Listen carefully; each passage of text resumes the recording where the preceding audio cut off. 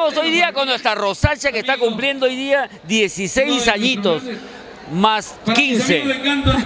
No, creo que sí, ya.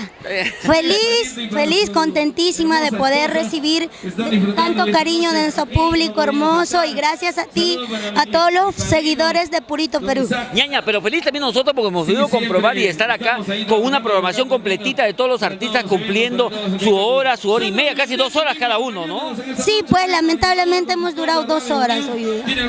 Y ahora viene nuestra Gladys, ¿no? Y de ahí se viene nuestra Magdita. ¿No te animas a grabar algo juntos? Puede ser, ¿no? Claro, voy a volver, pues. Voy a volver. Sí, sí. Voy a volver. Oye, muy buenas las dos primitas que hoy se han presentado acá. ¿Sí? Claro que sí. Ya tenemos las imágenes, pues, hermanas. No, lo que pasa es que yo quería hacerlo más bonito, pero bueno, pues a veces los chicos no ha habido tiempo de coordinar. Los engañitos. Es que también, ¿sabes que ha estado encima todo el evento ya y tenemos que correr? Pero igual ha salido bonito, ¿ah?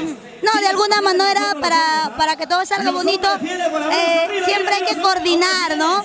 Entre ellos se cruzaban ahí los muchachos, Abelito con Jerry, bueno, pero de alguna manera, de parte mía y de parte de todos los fabulosos, lo hemos hecho con mucho cariño. Ñaña, pero nosotros felices de poder estar contigo, se levantan estos 31 añitos aquí en el complejo Santa Rosa, aunque parece de 20, mi hermana. Oye, ¿y el corazón cómo está? Te he visto.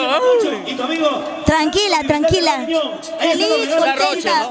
Roche, ¿no? ¿Por qué? Tú me has dicho que daba Roche. No, para nada. En la vida hay que saber aceptar a nosotros mismos.